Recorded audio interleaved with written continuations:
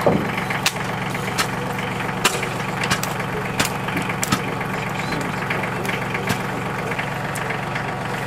some wet straw behind us running around the corner.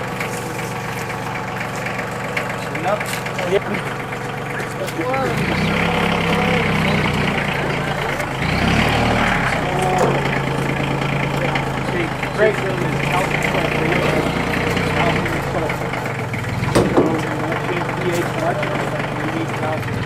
That's good. You're good. Stop there. So, again, say you needed calcium and sulfur. Lift the bucket up. Straight up. You might blend that in. That's good. Right there. You could lightly dust it throughout, but it's not really. Okay. It's not adding much like that. If you were doing a home pile right now, you would put the end on and then pack this up and mound it up because it's going to shrink. We'll do that Monday or something, you know? Wait a second, one more little bit here. Okay, we're going to call that quits for the compost pile now. But I'll probably try and tweak it before I leave so it does run a little bit. And go to the website and I'll give you a report on the blog about how it's running. But basically, the principles here apply to every system. We can use that cow with all the corn stalks in it because that's both the thick structure like the stalky material and the finer structure like the hay, all rolled into one. It's an ideal material, you know. But it would be even better if we'd had the time. We had time last night, didn't we, Marshall? We did this in the rain last night. To have worked a bunch of stalks in it would be even better. It would have run even better, run longer, you know. But it runs pretty darn well like this. We just made a much better thing. What I don't know about, John, what do you think of my carbon nitrogen ratio? I'm a little worried. But the manure ought to carry it, I hope, right? Yeah, and it would have been nice if we had a hose and we spritzed a little bit each time just to get a little bit of moisture in the layers. Yeah. See what happens here. But I think that there's enough wet in the hay and the manure that they'll eventually even out, you know? Because the hay was quite wet and the manure is quite wet. And then, remember I said structure, moisture, tight with light, all those kind of things. And then you get into this thing called thermal mass. You got to have at least bare minimum 3 by 3 by 3 or 4 by 4 by 4. There has to be enough mass that when the internal organisms get going and breaking things down and creating heat, that there's enough insulation that you get this thermal mass of heat. If you make anything much smaller than this to start, what's going to happen is it's just going to peter out because it's so well cooled all the way around it. So this is pretty good thermal mass. You know, getting the front on here so as it breaks down it doesn't slosh out. Well, and we're going to pile it up once we get down too. Yeah. And then, by the way, if I didn't have a cover, like that fancy cover, what I've done is thatch it with something like straw. Books of straw and make a peak and thatch it. And most of the water will run off and yet it still will breathe. Yeah. It's not ideal, but it's cheaper than that stuff. Okay, I think we're going to call that it. Okay, so let me segue in. Okay, so some people would say, wow, you know, that's an awful lot of work and, you know, a lot of problem there, but you're making this super concentrate. Thank you. And even in the super concentrate, this could be a food for the next step. So one large-scale commercial worm casting producer in California that sells to all the vineyards, he has a larger bin, more like those bins. He puts his manure in there and he aerates and he cooks it about 4 to 5 weeks. And then that food he feeds to the worms and they take it the rest of the way. So he's getting that first big pathogen kill, and then instead of just keep turning and going on, he then feeds it to worms. So this can be worm food also once you get a good pathogen kill. You get good pathogen kill, it's the best worm bedding. Yeah, so that's the synergy part. We can start out with this great compost and we have uses for it, but partway through the process, say we had 2 bins going, we might say, hey, that second bin, we needed some worm food now. And that goes into your worm system. And then your worms make another form of compost that has certain elements that this compost won't have, and is your next super concentrate. What we're doing is you do a lot of work to make the super concentrate, then the super concentrate does a lot more work because you can take it out and apply it over great distances. So that gets us into the worm casting production. So let's head back over to number 3. Is that a snapper? No, I don't think it is. It's a terrapin, I think, or is it? That's a gorgeous turtle. Yeah, you climbed Get it. as much of it as you can. Oh, I gotta get the other side of the light. A big turtle.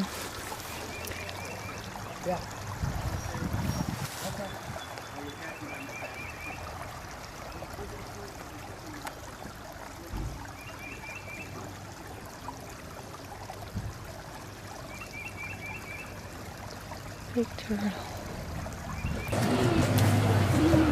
Worm castings. Is that what we're doing next? Yes, and the handout is the notes from the 3:30:10 garden class. This is actually another whole talk. We're going to use pieces of it, but this is a different talk. It's a similar subject, but we're just going to stick to the pieces here. Okay, so when we give that and hand it out to people? Well, I had it out already. They'll have it. Oh, okay. Yeah. I don't have it. No, I don't. Wait, I mean, what's Elmo the brought it and I original? handed him around. Right when I came back. Yeah, we handed them right out. 3:10. It's 3 pages long, stapled. Everyone should No, have I it. did not get it. I must have been somewhere. I I've didn't got get the it first either. one, not the second. Oh, maybe it didn't get handed out. I might be wrong. He's got them in his I'm hands. wrong. We never hand them, that's what I was asking. I Yeah, see. you gave it to. I see. We just wanted to check. All right, got it. My fault. Pardon me. Here, I'll give this a test. It's like they all ate them. No. No, we I got sure 'em. wanted to hand them out. I guess we were in the middle of talking and you wanted to serve. Okay.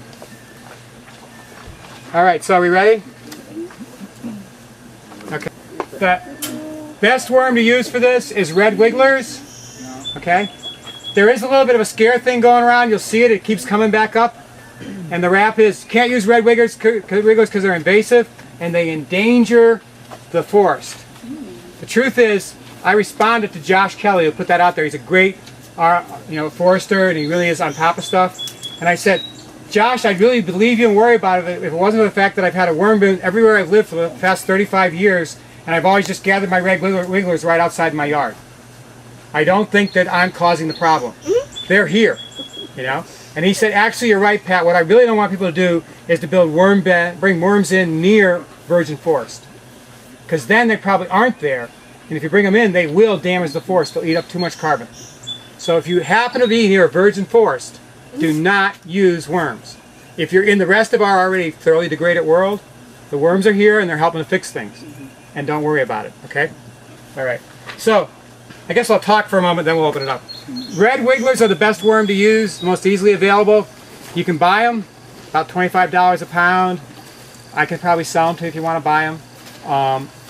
Maybe even Jafasa can by now, or Mills River Educational Farm rather. But you can also just gather them. Those piles of hay out there that were on the ground, I bet you if we look close, there's worms under there. And it doesn't take many. I mean, the only time I ever bought them was because my employer did not want to wait for them to naturally multiply. But worms are hermaphrodites, right? They both are going to have fertile eggs when they're done mating. So every worm is reproducing, and they lay a bunch of eggs and they have a real short cycle. So it's not very long before they go from a few to hundreds. And once they're hundreds, they're thousands in no time. They're tens and 20s and hundreds of thousands in a couple of months. So you don't need a lot to start. But if you're in a hurry, you can buy them. And I'll sell them to you. Okay, so. Yeah, just lift up that way and slide this way. All right. All right, so you make a box. That's my favorite worm bin system is a box. John can talk later on about his favorite system. Mine's more small scale, It gives me quality control. I use untreated wood. I try and get oak. This was not made out of oak, but it'll last for a while. My oak boxes have lasted me 7 to 8 years. You want them tight enough that rodents can't get in. We'll look at how that didn't work over here. If rodents get in, once again, it's just a feeding chamber. You then want to fill the box halfway with bedding. What's bedding? Bedding is things like well-rotted straw. That's wonderful. Well-rotted manure. But if you're using well-rotted manure and want to make compost tea, you must be absolutely certain that you're only using the castings. And I actually don't recommend going there because of the scares right now. And because if somebody messes up, it'll hurt us all. So I'd say if I'm going to use it for compost tea, do not use animal manures. Well-rotted straw, well-rotted stalky material. I used to use cardboard. I kind of stopped because John found out we couldn't. It's not allowed by Armory. I think that's probably a little fussy. I think that whatever's in the cardboard will easily be broken down by the microbes. But people know what Armory is. That's the Organic Material Review Institute. And they're the arbiters, the non-profit, non-governmental arbiters of what's organic. A lot of people rely on them. So I stopped using cardboard, but cardboard was wonderful. Paper's okay, but it's even less structure. You want structure once again for air. This box is not real deep because the worms need air. They do better with air. I mean, there are deeper systems, they work, but they do better with air. Worms actually help to bring air into situations. They help to make them more aerobic, less anaerobic. Okay, so you get your well-rotted bedding. If you're starting out, what I'd say the first thing you do is go get some straw, get it rotting. As soon as it's rot enough to do a bioassay, break some up as if it were peat, add some soil, try growing some tomatoes on it, see if they wilt. If they do, you don't want to use that straw, right? Or find out where your straw came from is the other thing. You can also just use that stalky material that we just were working with and pile up enough that it mats down and soak it, and eventually it'll rot and make good bedding too. You can buy peat and use peat. That's what Mary Applehoff's book was about. I'm just adverse to buying peat for a worm bin. But if you want to get going in a hurry, it'll get you going. Coffee grounds work, kind of. They're okay for bedding. Coconut fiber. Coconut fiber is fine. Those kinds of things. High carbon is what these guys live in. They don't live in the soil. If you have a lot of these worms, do not put them in your garden. They're going to go find themselves a pile. They will not stay in your garden. They want to be in piles. They're pile worms. They're not the earthworms, okay? And you can look at it now. You know what castings look like, right? If it doesn't look like nothing but nice little darling worm pellets, you don't want it. It's not. You could get a bag and just throw it on the sidewalk. You throw some on the sidewalk and hit it with the hose, and the castings will kind of liquefy and kind of melt off, and you'll see all the other stuff. And you don't want all that other stuff in your application. Well, I've been doing worm composting for years, but I just usually let mine go another 6 or 8 months, so it's just nothing there. If it's all castings, you're fine. But if you have now you know what castings look like, right? Yeah. If you don't have just castings, then don't use it for compost. It's fine to put in the ground. Yeah. It's not going to be a problem. The life is going to. Don't make the tea out of it. Yeah, don't make a tea out of anything but castings. And actually, okay, after about a year, year and a half, if I don't change the bedding, maybe 2 years, sometimes 2.5, the worms all die or leave. I've never figured out which, because there's too many salts. They've been pooping in there all that time. Nobody can live in their own stuff, and they just leave. So you have to change the bedding. And I try and do it once a year, and when I do it is I harvest the castings off at sometime in June, right before we put our winter squash out. And the worm compost is darn good stuff. It's got tons of wonderful microbial life. It's broken down well. It just isn't guaranteed to be pathogen free. It goes in every squash hole. Now it's winter squash. I'm not going to harvest for 120 days or 100 days. It's been in the box for a long time, and now it's in the soil. There's going to be no problem with pathogens. It's not going to be in contact. It only needs 90 days if it's not in contact with the soil, and only that hole is going to have it. The squash are away from there.